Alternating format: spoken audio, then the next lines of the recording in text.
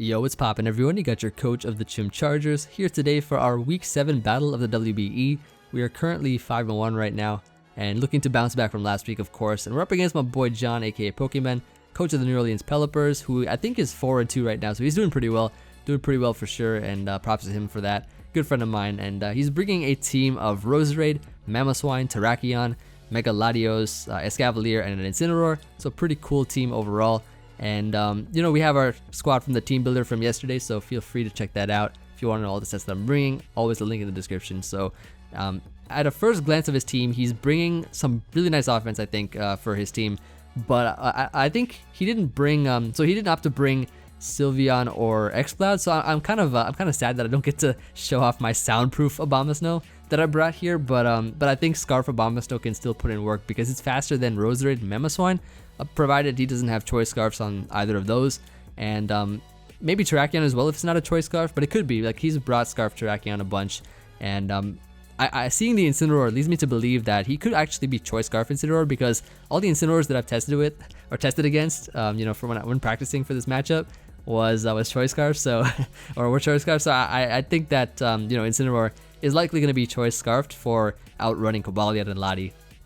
So maybe he brought two, maybe he just two Scarfers, maybe he could have just brought one Scarfer like Incineroar, and then Terrakion could either be Stealth Rocks or a sort of setup set perhaps, or like an attacking set.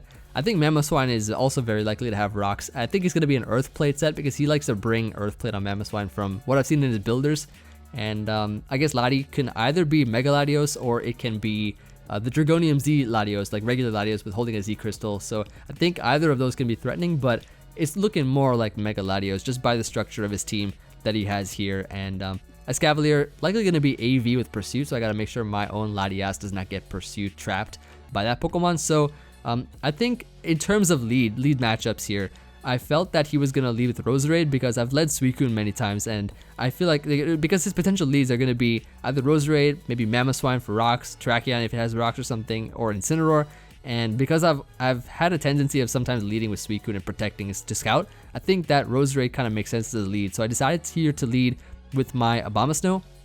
The reason is because he didn't bring any of his soundproof mons, and Scarf Abomasnow kind of forces out a lot of his different Pokemon like non-Scarf Mamoswine or Roserade perhaps. I guess the only bad matchup would be if he decides to lead with like Escavalier or Incineroar, which I don't anticipate at all. So also another thing to note was we had a disconnection kind of late in the game, but we recreated it almost identical, but I'll probably just explain where it wasn't identical in this match. But other than that, I think it's going to be a really fun match for you all. So let's just go ahead and start the game here and see how it goes. And let's begin week 7 of the WBE. And of course, as you can see here, a nice t-shirt by the way with the Pikachu surfing. We got here my boy John challenging me. Of course, it may or may not be his first mistake. We'll find out right now. I lead off with the Abomasnow as I get the Roserade lead matchup right. So that's pretty cool. I decided, you know what, turn 1, I'm not going to try to over-predict here. I just want to Ice Punch what's in front of me.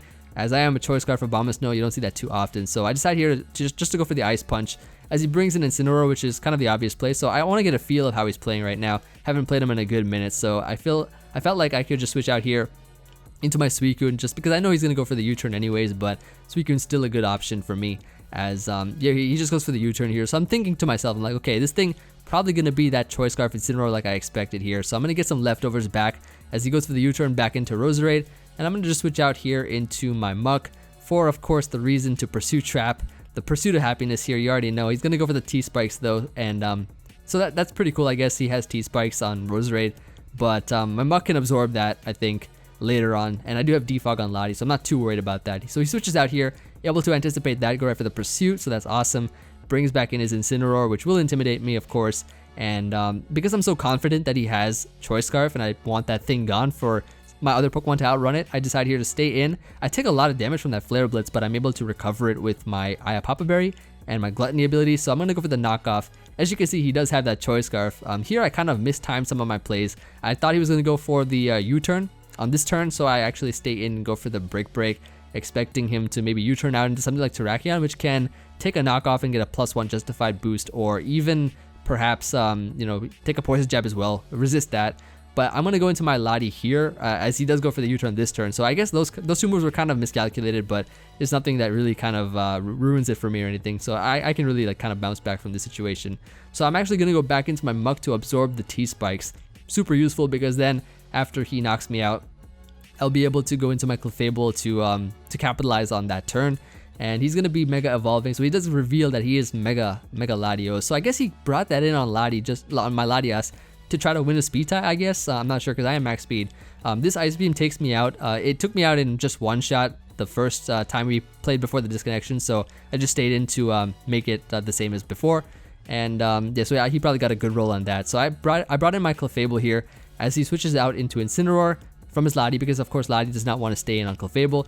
Gonna predict or anticipate to switch out, get up my Rocks, and Rocks are really nice. Looking at his build, I think that he does not have Hazard Control. He might on Lottie if he has Ice Beam Defog, but not sure yet. I think the Rocks are great, because now he's kind of forced to stay in with Incineroar, as I can just Moonlight off. His best attack to hit me is Flare Blitz, so I might as well just keep clicking Moonlight, and just get back to a good amount of health. And you know, he's able to knock himself out with the recoil, so that's really useful, because now I don't have to like attack on the Incineroar. I can just heal up essentially, and he'll knock himself out. So that's pretty cool. I'm back at full health right now. As he goes here into his Roserade, I'm like, okay, I don't want to just try to over predict and stay in and Flamethrower or something when he Sludge Bombs that, because I need Clefable. I 100% need Clefable for the Lottie. So I'm going to switch out here into my Cobalion on any kind of potential poison move as he gets up another T-Spike. So my only option to get rid of T-Spikes is to defog with Lottie now, because I lost my T-Spike Absorber, which is still fine. It's not really too big a deal. I'm going to go for the Iron Head here, and that took it pretty well. That definitely took it pretty well. So I'm going to switch out here, expecting him to want to go for the Roost into my Mega Latias. So I'm like, okay, he brought it in the first time trying to win a speed tie. Let me go ahead and show you all how I can win a speed tie real quick with my Mega Latias. So let me go ahead here, show Big Brother Latios what I can do. Gonna go right for that Mega Evolution, try to get off a defog here. And as you can see, he does win the speed tie, unfortunately. So I kind of had it coming. You know, it was just a coin flip. So did not get that defog off. Could have been a different game if I did, but it's all good, because now I can just go into my Clefable and pressure out this Lottie. Now I got to start making some plays, because I have a T-Spike on my side. You already know. He's going to go into a Scavalier. I'm going to just go ahead and predict that real quick and go right for the Flamethrower. I expected either Roserade or a Scavalier, and a Scavalier much better option for you know, for damaging with Flamethrower. So with the Stealth Rocks damage, I'm also going to be able to just 2-hit KO this guaranteed. So that's awesome. I'm able to get rid of his Cavalier, and that's out of the field. Clefable getting some leftovers back, but still taking some poison damage, which is a little bit unfortunate, but I can make do with that, of course. So he's gonna bring in Mamoswine here. I'm gonna expect either Earthquake or Stealth Rocks from him, and I'm gonna switch out here into my Abomasnow so that I can bring this in before taking Stealth Rock damage, which I think will be pretty crucial overall if I want to maximize the amount of turns I can bring Abomasnow in safely. So or kind of safely. So I'm gonna take poison damage, of course, and he's gonna just stay in here as I go right for the Wood Hammer and able to O-code that. Critical hit did not matter, of course. Abomasnow's Wood Hammer is literally the strongest physical grass move it has, and on max attack, so it would have knocked it out anyways. He didn't have a Focus Sash or anything, so it's all good. And he's gonna go here into his Lottie. So my play, of course, is to go into my Suicune so that I'll be able to just sack this Pokemon here so I can bring in my Clefable safely. Essentially, my end game is to try to bring in Clefable safely so I can weaken this Lottie, and then try to get Abomasnow to put in some work. Try to knock it out with Scarf Abomasnow. And he does reveal to have Psychic, of course, which you know, is a good idea that I went into Suicune here. I don't think Suicune for the end game is going to be that useful anyway, so I'm able to get off a Scald here, as I think in the first version of the game I wasn't able to, since he just knocked me out in 2 hits. So he did get pretty fortunate in the first iteration of the game with the rolls and stuff. But here I guess it doesn't really matter too much, because now I'm just gonna go into my Clefable and just go right for the Moonblast here as he goes for a Psychic. So he will be getting off some good damage on me as I go right for the Moonblast, and finally I can do some good damage to this Mega Latios, put it in a range where I can knock it out, or just pick it right off with an Abomasnow's Ice Punch. It's a nice Scarf Abomasnow. So I'm just gonna be sacking my Clefable here and trying to win this end game. I have a Chople Berry Cobalion in the back for that Terrakion there. He only has Lottie, Roserade, and Terrakion, so it's very important that I knock this Lottie out here. As you can see, he doesn't have a really good switch in, or a really safe switch in at all, so he's gonna sack the Latios here, which is amazing. But I can't really switch out again, so I only have 1 turn left before I get knocked out by poison. So he just has to go Roserade here, which is absolutely brilliant because now I can just go for the Ice Punch and knock this out. And I guess he didn't want the freeze on Terrakion potentially, or he didn't want it to get weakened or anything like that, or bring it out too early. But yeah, so he's able to get rid of my Abomasnow pretty safely before bringing in his Terrakion. And now it's a moment of truth here. Musketeers facing off against each other, and you already know the king of the Musketeer, the leader of the Musketeer, is going to be taking out that Terrakion. Nice Cobalion here with the close combat, winning the speed tie and knocking it out, which is going to be GG. It is Emvee, so I'm really excited that we won this game. Really happy that we won this game for sure. And it's pretty cool to see. Like we had two versions of speed ties between two family members. We had Latias versus Latios, where Latios, of course, the big brother, kind of won that one. And then we had the Musketeers facing off Cobalion versus Terrakion. And you already know Cobalion is the leader of the Musketeers, so he had to win that speed tie. But of course, you know, even if we didn't win the speed tie, we do have Chopled Berry on Cobalion. We were Chopled Berry SD Magnet Rise. So the only way we could have actually lost was if he won the speed tie and crit through my Chopled Berry and got a high roll on the crit as well. So it was heavily in our favor, so I'm really glad we didn't get hacked or anything. We won that game pretty well, pretty cleanly. So really solid game, of course, to John. I think he played really well, and this was just a great showcase of you know, just how a close battle and how a good battle can really be. So I'm glad for that, and yeah, very proud of this game for sure. Solid match, and let me know what you guys think. Of course, always looking forward to hearing from you all. As always, I do appreciate all the support from you guys.